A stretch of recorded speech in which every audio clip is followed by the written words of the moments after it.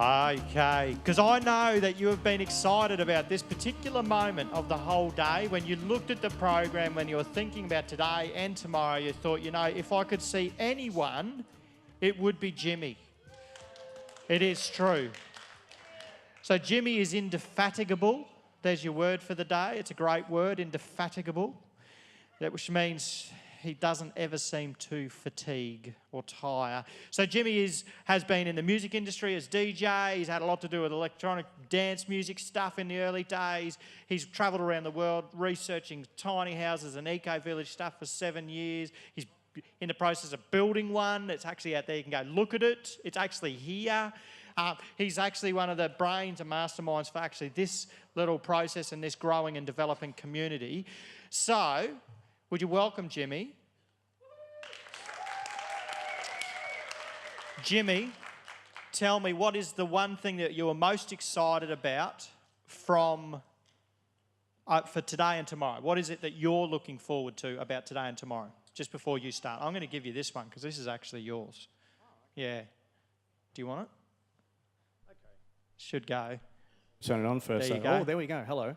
Well, I'm most excited about finding my clicker, actually. Yeah, so you found your clicker? Yes. And what are you excited about today and tomorrow? What one particular thing? It's all the collaboration and the networking, which is what everybody's doing outside, which is pretty cool.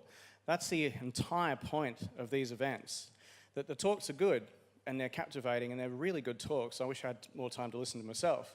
But who you meet, who you talk to, who you can collaborate with, we're looking for real serious transition to help the mainstream audience become a more sustainable and community-led population. And it's about shifting the Western living paradigm, which is what we're all about, what all of you are all about, and it's also what polkadot's all about, being very serious on the focus eventually to the very broader audience. Good answer. I like that he used the word paradigm, because when you read that, it actually doesn't say paradigm, it says paradigm. Now, Jimmy, we're looking forward to what you got to share with us today. It's great having you. Thanks so much for all your work to get these things on. Thank you very much, Tim, and thank you. Make some noise for Tim. Amazing. He helps bring that light-hearted mood to the conference. So I'd like to thank all of you for joining us today. This is my favourite day. I made no secret that the people we're having here are quality. Tomorrow a lot of people will be tire kicking for tiny houses, so we're happy for that too. It'll be a very big day, so we hope that you do join us as well tomorrow. So my first talk, looking at, of course, an acknowledgement to country, acknowledging our traditional owners of the country throughout Australia and recognising their continuing contribution to land, waters, and culture. We pay our respects to the elders, past, present, and emerging. This is really important because one of their belief systems is Kanyini. It's like Ubuntu in South Africa. It's a simple but a complex, holistic way of looking at life. It doesn't look at just the economy, it looks at the plants, the animals. It apportions responsibility to various people for different parts of the world around them. And I think we can very much learn something more from our Indigenous protectors of this land. And I think the day that we actually connect with them, it's about unification. The day we can connect with them, I think that's the day that we actually move forward as a society.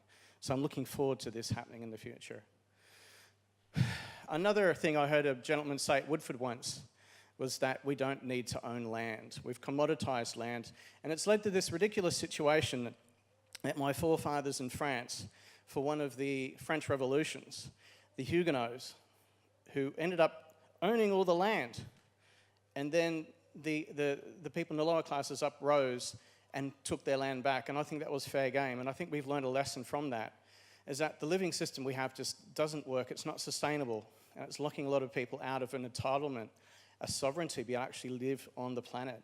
So we want to try and address some of these things, and it's going to be tricky. The issues that we wish to address are ones of affordability, we just mentioned. Sustainability is without question. Rivers of plastic are not a sustainable society. How we look after people as they're aging, aged care, and also disconnection. Not only do the elderly maybe feel sometimes a bit of disconnection, but it's also everybody else, because the way that we live is like we're caged animals living in our own apartments. We're only 14 foot or 30 foot away from our neighbour. We never talk to them. In Ubuntu in South Africa, your responsibility is to connect with someone who's living 30 doors down the street. You're responsible for their well-being, their health, their welfare, everything. And I think there are some things that we could start adopting in our Western society which would improve us in our quality of life. So, of course, one of the big issues is, I wish to draw attention to, is ageing. A sense of people growing older, valuelessness, moving into retirement villages where they all entertain themselves with, outings and games and stuff like that. But there's an amazing group of people who are quite wise and have a lot of experience, and I think we really need to reintegrate our elderly population into the normal community. This happens naturally in countries like Kenya, in Africa, indigenous communities, anything that's not developed. The elderly people are a part of the community, and I think that's something we really need to work on. My father himself actually died alone in his house. He retired from the public service at 65. 6 years later, he was dead. He became a hermit. And I was like, what the hell's gone wrong with me? I had all the tests under the sun from doctors. They couldn't find anything wrong with him. And then I figured it out. It was because he was disconnected. Our society just let him fall through the cracks. I'm going to play a short video which should connect with what we're talking about right now.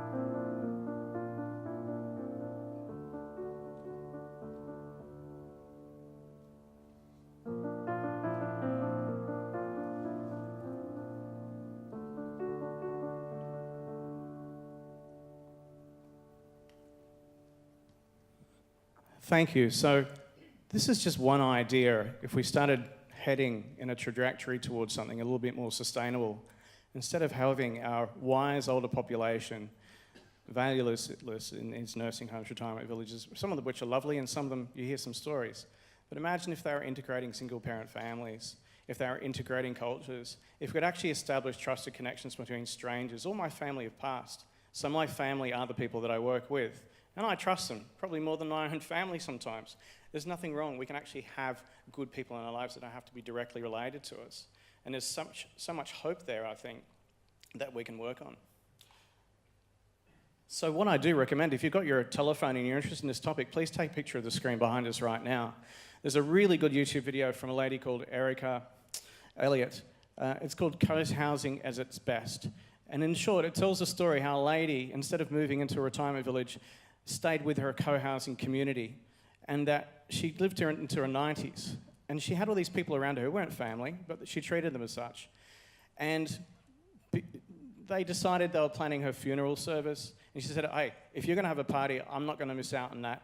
I'm going to be there right with them.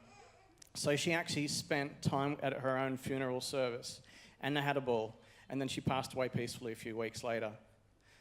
And I think that's a more meaningful way to live someone's life than to just be soaked up on meds at a nursing home, because you've got no purpose anymore to the given economy or the post-industrial society. But the thing is, there's such a great resource of people there who can teach, mentor, apprentice. It's sort of things that we grew up as kids and we just kind of lost it. And I think we actually need to make a trajectory back in that direction. This is just one approach. Aging and aged care is one approach we can do to try and spearhead a change in the way that we live. So, tiny housing, a lot of people think I'm the tiny house guy, but I'm not in love with them. I think they're a fantastic tool, and as a social engineer, I think they can do a lot of good. I've been looking around at tiny houses and eco-villages, traveling around the world, looking at them over many years, and I've found some villages in the Western context that work really well. Interestingly enough, these temporary ones, which we call music festivals. I spent 20 years working in the music industry, and I think the dopamine, the excitement, from these sorts of festivals, celebration, play are the most important aspects of any eco-village. Any academic who studies them will tell you, sometimes gets sadly missed in all the detail, the body governments, the corporate rules, making sure everybody behaves, is that you must celebrate. And I think that these festivals give us a bit of a stepping stone from our Western living style of living to what future societies, future sustainable communities could look like. Because they are challenging and they are hard to do in our current context, because people have forgotten how to live with each other. They just really have.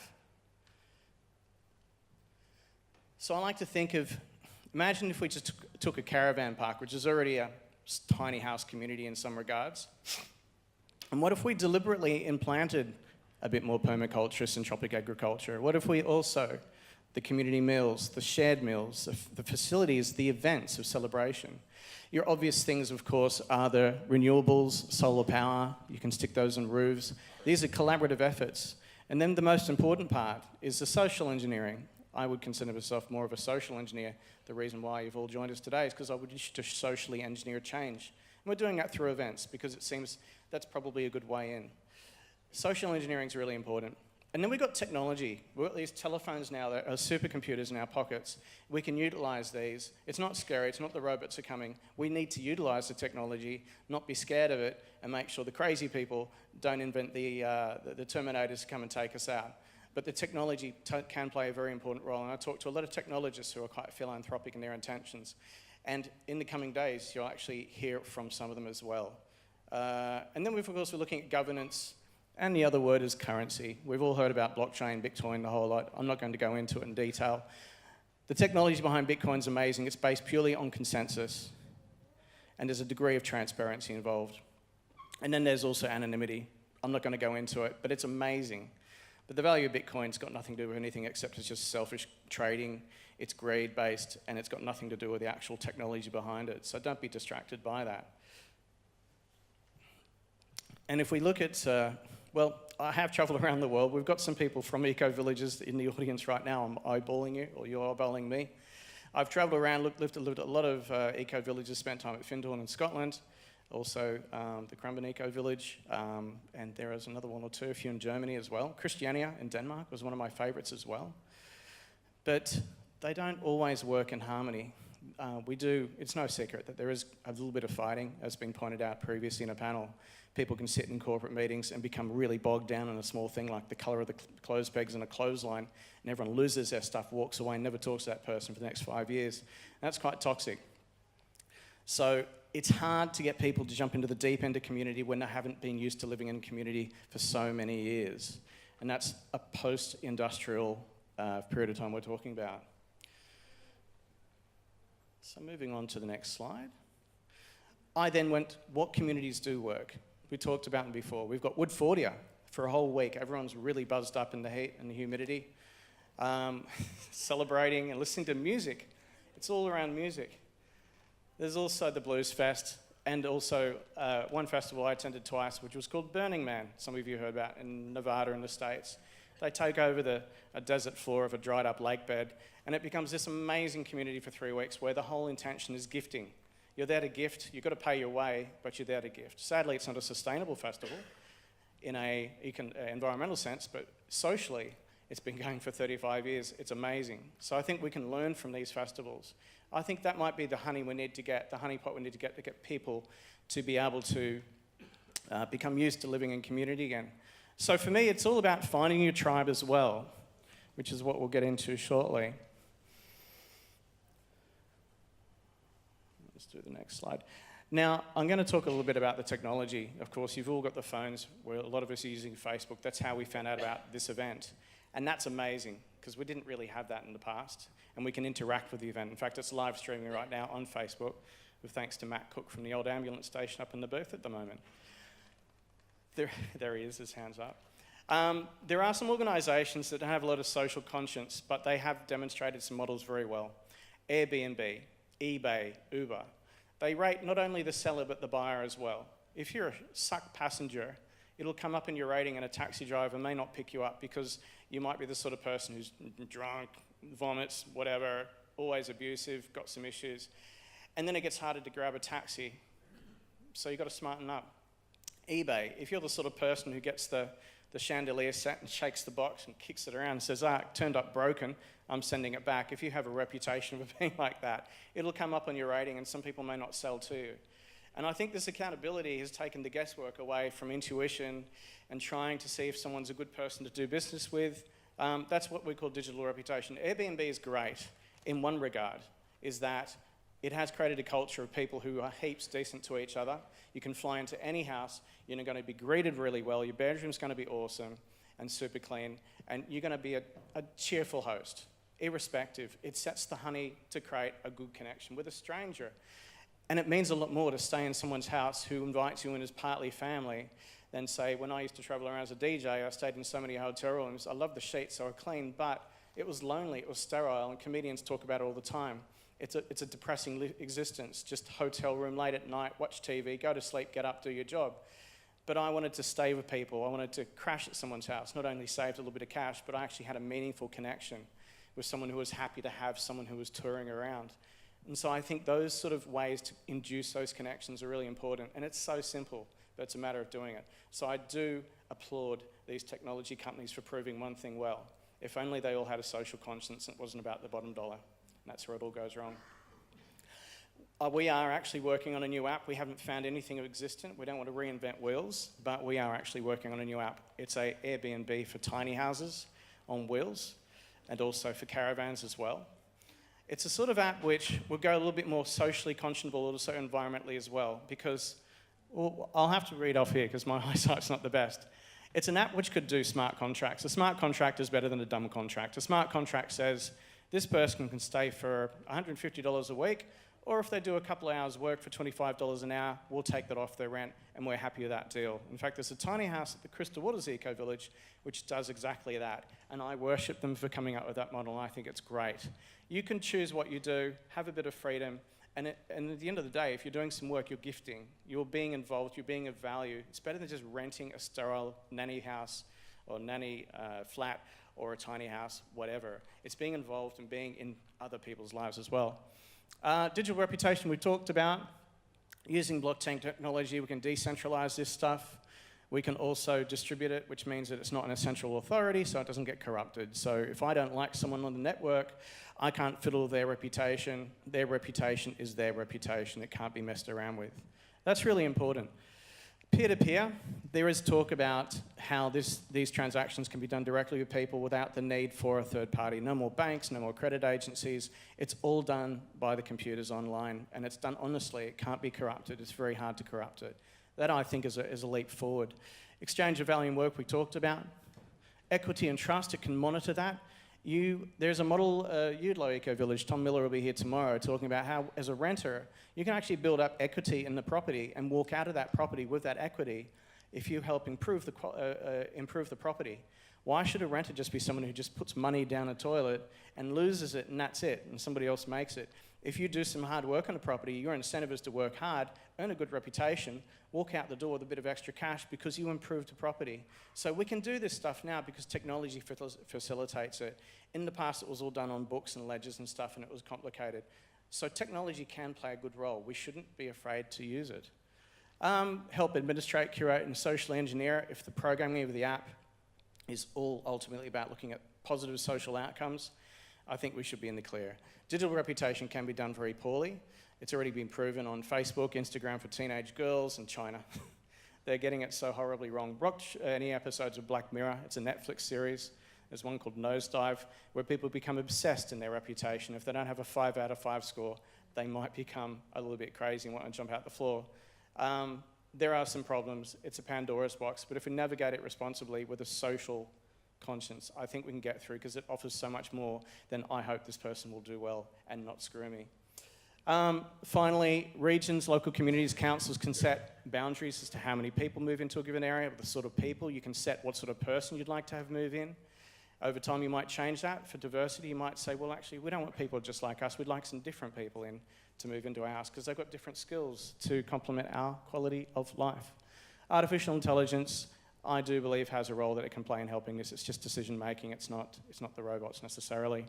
And also, not necessarily blockchain, but something called holochain, which is a little bit built better for transacting leases, exchanging property. It's a lot more efficient than Bitcoin, which burns a lot of energy in terms of its use for the network.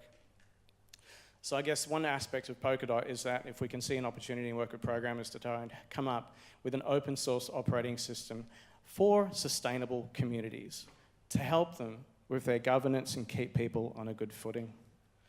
I'm actually running early, so I could dance. I've done that for a while.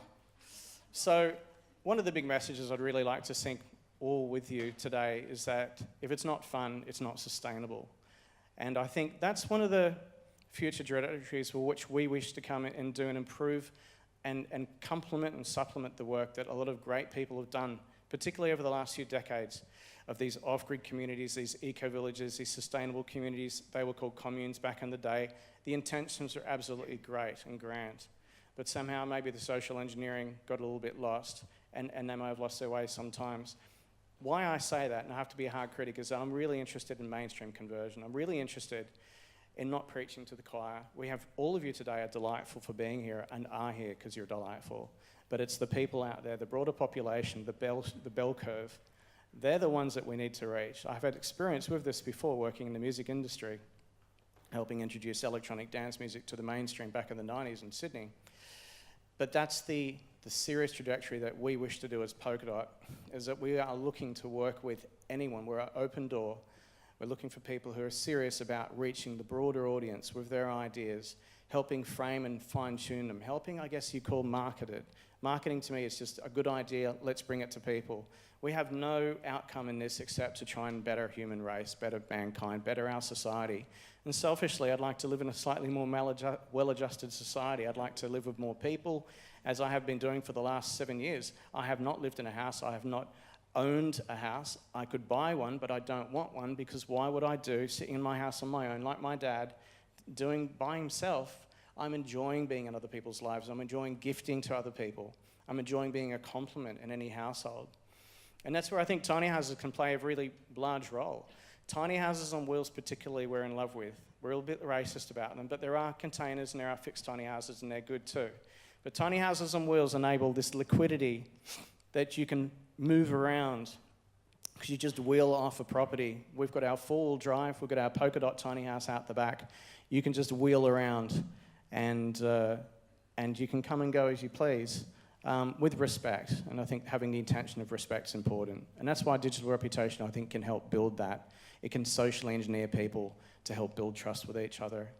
Whoa, we just skipped by.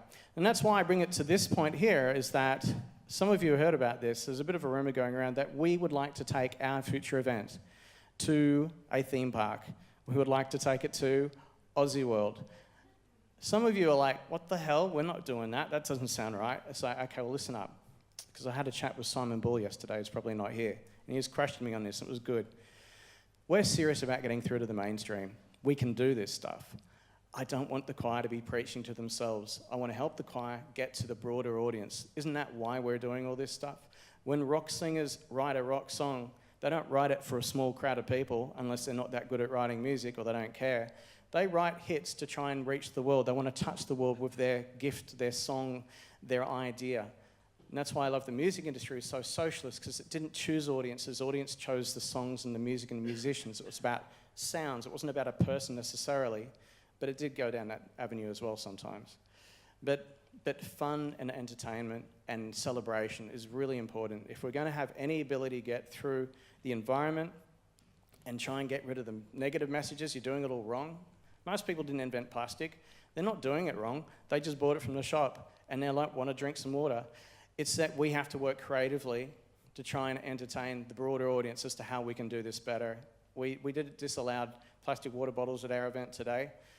Or discouraged it. We don't tell people they can't, but we're not selling any because we have atmospheric water generators outside the door. There's one upstairs and one downstairs. And they will fill your bottle up with chilled water at 7 degrees Celsius. It pulls the water out of the air. It only uses electricity and it costs 4 cents per litre to do it. And if you run it on solar, that's a sustainable water generator, which will even work in deserts. The gentleman, Wally Iverson, who invented them, lives in Woodford himself. And he's currently in America. And he's selling some larger scale atmospheric water generators to schools in Dubai. they have thick humidity but no rainfall. They can pull it out of the air and they can demonstrate sustainability, but not only that, can live more sustainably. So there's no such thing as a water shortage, there's no such thing as a drought that should affect us. The water is in the air. The air is made up of so much water. There are swimming pools of water above our heads right now. We just have to know how to take it out of the air. And if we run out of water in the air, it'll just evaporate off the oceans, which cover the most of the planet. So I cannot see a problem with it. And this can be done sustainably. No need to build dams, establish extensive, thank you, piping systems to transport it around. You just plug it into a solar panel, it comes out of the air. It's these sorts of things that we want to make delightful, entertaining, engaging. I could hear a couple of you gasp and go, my God, what's that? That sounds great. It's to introduce people to more of those sorts of technologies. So we also have the Unity water truck here as well. Now, I may open ourselves, if anybody has a question or two, we might be able to take 1 or 2 questions at the end of this, but I'm here to let you know that our next event, in the future, we are planning to have a festival, a Tiny Houses Sustainable Festival. We would like to bring it to Aussie World, and there's a big piece of land next to Aussie World, which is their greywater dispersal area. It's the size of a cricket field, and we're intending to actually build an off-grid tiny house community. Now, we're looking for people who are really interested in reaching the broader audience, who are serious about it, and also imaginative and creative. What things can we do together to inspire people to become more sustainable? What solutions can we give them? That's what I'm really interested in. That's what we're going to be doing for the next few months, is looking for and engaging communities, groups of people, not just individuals, but community groups who work together in collaboration and can do something. And we're looking to do it in a Burning Man sort of fashion, is that we'd like to encourage people to gift something to the event, to humanity, and share, because that itself also creates a high. And at the end of the day, it's everybody's festival. It's just us organising the backbones of it, which is what Burning Man is actually all about. They don't organise much of whatever happens at Burning Man. So that's really it. Tomorrow's talk, I will talk about the future of tiny houses. I'm going to look at some amazing technologies where there are some ideas coming about where a future tiny house may end up being an electric tiny house on wheels, powered by the sun, that will drive you down to Sydney while you're sleeping. It'll be self-driving. You're all thinking already, what the hell? Why do you want to go to Sydney? Good question. But if you're going on a holiday and you want to turn up to Bundaberg and end up on the beach 9 o'clock in the morning, you just tell your computer, okay, Google, we want to go to Bundaberg and be there at 10 o'clock in the morning for the surf break, and it will take you up there overnight. That's where it kind of lands. And I'm thinking we're going to see a lot more of that. So I'll inspire and freak you out with that more tomorrow I just want to say, Jimmy, that if I said to Google I want to go surfing and it took me to Bundaberg, I'd be mighty upset. I know. I was actually thinking that. I'd be having a word with Google. I was thinking that. Thanks for pointing out. No. Hey, who's got some questions for Jimmy about maybe either how do you get involved with what Jimmy's on about, questions about what he's just been speaking about in terms of his experiences and all the rest of it. Anyone got any questions that you'd like to raise? How do you get involved in polkadot? Yeah. You just talk to me whenever you find me running around, or you talk to any of our crew to come and find us. I have JJ down the front actually, who's my timekeeper. But engaging with us in conversation and just telling us what you do and what you're interested in. We're really interested in what you'd like to do. That's what we're here for. We want to facilitate, collaborate, and help encourage those who we think have got something that we could do something with to help inspire the broader population. So just come and have a chat with us, or contact us online at any time as well. I think everybody knows our website's polkadot.org.au. Yeah. What was it, Jimmy? Polkadot.org. Has that got an L in it? Yes. Yeah. P-O-L. It's like paradigm, isn't it? I think it's on your T-shirt. Yeah, I know. Just but take a picture. when I read it, it's upside down. We'll fix it next time. Awesome. Thank you very much. Thank you very much, everybody, for listening. Anything else? Go on, yeah. Thanks, Jimmy. So I know what's going.